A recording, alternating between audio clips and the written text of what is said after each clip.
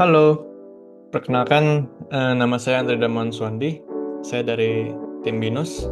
Saya ingin mengantarkan tentang materi Artificial Intelligence, pengenalan dan manfaatnya. Nah, saya sudah memperkenalkan diri saya tadi, dan ada juga tim saya, Kevin Wongsa. Nah, untuk learning objektif, hari ini kita akan memahami konsep dasar tentang AI. Lalu kita akan memahami penggunaan AI di berbagai bidang. Lalu kita juga bisa memanfaatkan AI secara bijak nantinya. Next. Nah, apa sih AI di tahun 2026 ini? Sebenarnya AI itu bukanlah hal yang baru. AI itu udah ada selama bertahun-tahun, mendukung kita di hal seperti machine learning, NLP, otomatisasi, dan standarisasi. Namun, saat ini AI itu berkembang lebih cepat daripada yang kita pikirkan. Dan ada alasan untuk itu. AI itu adalah alat yang paling ampuh yang manusia itu pernah ciptakan. Makanya tidak sangat wajar kalau AI itu selalu akan di-improve performance-nya. Dengan algoritma learning-nya yang terampil, AI itu belajar dengan cepat. Dia bisa beradaptasi, dia bisa meniru keterampilan manusia, dan dia bahkan dapat melakukannya dengan cara yang manusia tidak bisa lakukan. Seperti apa? Nah, ChatGPT. Nah, semua orang sudah tahu ya ChatGPT. Mungkin ya yang menonton juga pastinya pernah menggunakan ChatGPT. ChatGPT itu udah lama. Namun tetap dia itu kuat. Kalau kita tanya apapun, dia bisa jawab. Kecuali pertanyaan yang spesifik ya. Nah, ChatGPT ini adalah alat yang sangat membantu manusia. Mau vibe coding, mau tulis resep, kayak ChatGPT itu udah lama, udah ada sejak lama. Jadi saya yakin juga kalian semua pernah pakai ChatGPT lah. Kita tanya-tanya dia jawab. Kita suruh dia ngapain, dia tulis. Dan mau kita vibe coding juga, dia kasih kita kodenya. Jadi ChatGPT ini adalah alat yang sangat membantu manusia dan akan terus diimprove pastinya. Kedua, AI art. Sebenarnya kalian tahu video-video anime AI gitu kan, yang lagi trending itu. Sebenarnya perusahaan anime itu melarang penyebar luasan video itu. Cuman ya oknum nakal itu masih tetap menyebarin anime-nya gitu. Jadi itu tidak boleh. Lalu selain anime juga ada art AI lain yang kurang natural sih. Masih kurang natural. Cuman tetap di-improve. Lanjut, kita ada AI controller. Ini VR. Namun VR-nya itu terhubung dengan robot. Nah, kita bisa gerakin robotnya itu dengan VR. Dan kita bisa mereplicate meme Spider-Man itu yang kamu lihat kamu sendiri. Jadi kita bisa tunjuk kita sendiri make robot itu, kita kontrol dan kita bisa lihat. Jadi kayak second person viewpoint. Nah, jadi itulah AI di tahun 2026. Ini ada banyak sih. Cuma untuk contoh-contohnya aja. Nah, kita bisa anggap AI itu sebagai teman yang sangat powerful, yang sangat membantu. Dia bisa membantu kita menjadi siapa yang kita inginkan. Namun, jika kita menggunakannya dengan membabi buta, dia juga bisa membuat kita seperti yang kita inginkan. Namun, inginkan di sini itu adalah konotasinya buruk. Jadi kalau kita tidak tahu apa yang kita inginkan, kita bisa saja melakukan itu dengan buruk. Kita bisa menjadikan AI itu adalah senjata makan tuan. Nah, nantinya akan diberi dampak-dampak negatif AI, tapi di video nanti.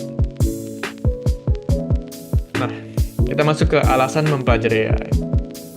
Buat orang-orang yang malas nih, buat belajar ya. AI itu bukan cuma chatbot. Itu adalah alat yang bisa membantu kita menulis, mendesain, menganalisis, dan mengotomatisasi hampir semuanya. Nah, itu pada intinya itu AI itu membantu kita memecahkan masalah. Dia bisa membantu kita vibe coding juga bisa. Nah, jadi AI itu sudah membentuk cara kita hidup dan bekerja. Namun bayangkan ini, Anda ingin membangun situs web e-commerce, lalu kalian pergi ke ChatGPT dan chat, buatlah situs web e-commerce untuk saya.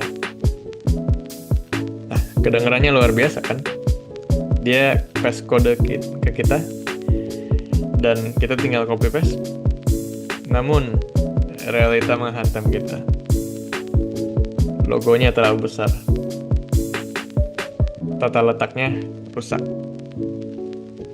scrollingnya nggak berfungsi. Tiba-tiba you kepikiran lagi, wah ternyata AI itu buruk. Salah, bukan AI-nya yang buruk, namun kamunya yang buruk. Nih, masalahnya itu bagaimana kita menggunakannya. AI itu tidak menggantikan pemikiran, namun dia memperkuat pemikiran kita. Jika kamu tidak memahami masalahnya, gimana AI bisa mengasih solusinya? AI pastinya kasih solusinya sesuai yang kamu kasih. Berantakan. Namun, jika kamu mengajukan pertanyaan yang lebih baik, memecah masalah menjadi bagian-bagian yang lebih kecil, dan membimbing AI dia bisa bantu kita. Dia bisa menyelesaikan web itu. Nah, langkah demi langkah, kamu telah memperbaiki bug itu. Kamu telah meningkatkan desain webnya. Kamu telah mengimplementasi AI di website tersebut. Kamu telah belajar banyak. Pada akhirnya, kamu tidak hanya membangun web, tapi kamu membangun kemampuan Anda untuk berpikir problem solving. Jadi kamu telah bisa mengetahui sebenarnya itu apa aja problem-problemnya yang di web yang bisa jadi. Kamu telah tahu gimana next time-nya itu cara buat web yang benar. Itulah manfaat sebenarnya dari AI. Bukan melakukan segalanya untuk kamu, namun membantu kamu untuk menjadi lebih baik dalam memecahkan masalah. Nah, kita bisa lihat lagi di sini, AI bisa membantu kita dalam memecahkan isu tentang marriage. Mau banyak pasangan yang gagal. Nah, AI sebenarnya bisa prevent. Dia bisa jadi kayak terapis lah. Kedua, vibe coding. Ini saya udah jelasin ya tadi. AI itu bagus banget dalam vibe coding. Dia bisa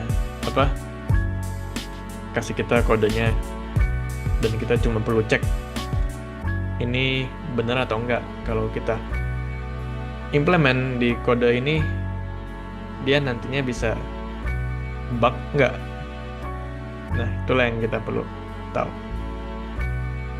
Jadi conclusionnya itu learn to solve problem better. Dengan menggunakan AI, mau pakai AI atau mau nggak pakai AI, learn to solve problem better. Oke, selanjutnya kita akan melanjutkan tentang apa itu AI. Artificial Intelligence atau kecerdasan buatan adalah cabang ilmu komputer yang bertujuan membangun sebuah sistem yang mampu meniru kecerdasan manusia, seperti belajar, menalar, dan memecahkan masalah. Teknologi ini mensimulasi proses kognitif manusia, sehingga mampu menganalisis kumpulan data kompleks untuk mengenali pola, membuat prediksi, dan beradaptasi secara otomatis untuk setiap skenario, seperti layaknya seorang manusia. Berikut ini cabang-cabang AI. Yang pertama adalah machine learning, yang memungkinkan komputer belajar dari data secara otomatis untuk mengenali pola dan membuat prediksi tanpa pemrograman manual yang ketat. Prosesnya itu meliputi pengumpulan data, preprocessing, pemilihan algoritma, pelatihan model, dan evaluasi secara iteratif. Lalu ada deep learning, yaitu subset dari machine learning yang menggunakan jaringan saraf buatan atau artificial neural networks untuk meniru cara kerja otak manusia. Konsepnya itu terinspirasi oleh struktur dan fungsi jaringan saraf biologis. Dalam deep learning, jaringan saraf buatan yang dalam dan kompleks digunakan untuk memproses data, mengenali pola yang kompleks, dan membuat keputusan yang cerdas. Lalu ada computer vision, yaitu cabang AI yang memungkinkan komputer memproses dan menganalisis gambar atau video untuk menghasilkan informasi dan mengambil keputusan. Dengan deep learning, sistem ini dapat mendeteksi objek, mengenali pola, dan memahami skenario visual secara cepat dan akurat, meniru kemampuan penglihatan manusia dalam bentuk digital.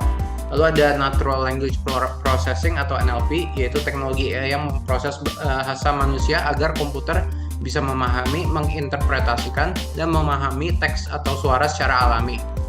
Cara kerjanya itu mencakup tokenisasi, stemming atau lemmasisasi, dan analisis konteks menggunakan rule-based atau machine learning. Selanjutnya kita akan membahas manfaat AI dari berbagai bidang. Yang pertama itu kesehatan. AI bisa membantu diagnosis medis dengan menganalisis data pasien untuk mendeteksi penyakit lebih cepat, seperti pemindaian gambar medis. Lalu ada smartwatch yang menggunakan AI untuk memantau detak jantung, tidur, atau aktivitas harian guna mencegah risiko kesehatan. Lalu ada aplikasi pengingat obat berbasis AI yang mengirimkan notifikasi jadwal, kontrol, dan minum obat. Lalu AI juga mendukung personalisasi pengobatan berbasis data pasien. Selanjutnya ada pendidikan, di mana platform seperti Ruang Guru dan Duolingo menerapkan AI untuk pembelajaran personalisasi dan menyesuaikan konten dengan kemampuan siswa. AI juga menganalisis data belajar untuk memberikan rekomendasi materi yang tepat. Lalu chatbot juga dapat menganalisa performa siswa dan menyesuaikan dengan kebutuhan belajar mereka. Kemudian ada retail dan e-commerce, di mana chatbot di marketplace seperti Shopee menjawab pertanyaan pelanggan 24/7 dan merekomendasikan produk berdasarkan riwayat belanja. AI mendeteksi penipuan transaksi keuangan dengan memantau pola yang mencurigakan. Lalu AI juga berperan penting dalam personalisasi, rekomendasi, analisis perilaku konsumen, dan optimalisasi supply chain. Lalu ada industri dan manufaktur, di mana AI memanfaatkan computer vision untuk mendeteksi cacat produksi di lini produksi dan mengurangi biaya dan meningkatkan kualitas. Lalu ada hiburan dan sosial media, di mana algoritma AI menyusun feed dan rekomendasi konten sesuai preferensi pengguna. Lalu ada asisten seperti Siri yang mengatur playlist musik dan pengembangan game. Berikut ini kita akan membahas dampak negatifnya dari AI. Jadi AI juga memiliki dampak negatif yang signifikan. Otomatisasi berpotensi mengurangi lapangan kerja, terutama di sektor manufaktur dan layanan. Selain itu, bias dalam data pelatihan dapat memperkuat diskriminasi ke dalam rekrutmen maupun penegakan hukum. Teknologi seperti deepfake dan hoax juga dapat dimanfaatkan untuk memanipulasi sosial dan yang mengganggu demokrasi. Dari sisi lingkungan juga, pelatihan model AI membutuhkan energi besar dan meningkatkan jejak karbon. Pengumpulan data yang besar ini turut menimbulkan risiko pelanggaran privasi. Ketergantungan berlebihan pada AI juga dapat menurunkan kemampuan berpikir kritis dan empati.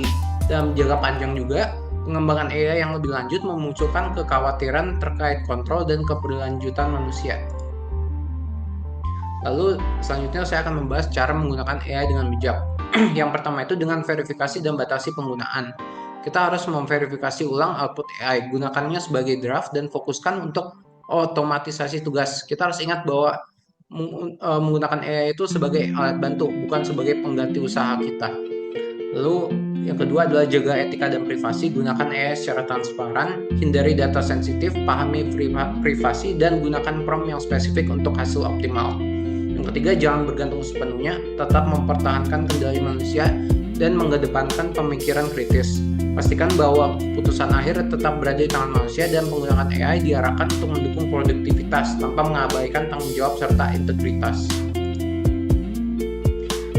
Lalu kesimpulannya, AI itu berkembang sangat pesat dan mampu menjalankan berbagai tugas kompleks, mulai dari analisis data, pengenalan gambar, hingga otomatisasi proses di bidang kesehatan, pendidikan, bisnis, dan industri. Teknologi ini tuh membantu meningkatkan efisiensi, akurasi, dan pengambilan keputusan berbasis data. Namun di balik manfaatnya, AI juga berpotensi menimbulkan dampak negatif seperti hilangnya lapangan kerja, bias algoritma, dan pelanggaran privasi, serta penyebaran informasi yang menyesatkan. Oleh karena itu, penggunaan AI harus dilakukan secara bijak dengan tetap mengutamakan kontrol manusia, pemikiran kritis, dan prinsip etika agar manfaatnya dapat dimaksimalkan tanpa mengabaikan resikonya.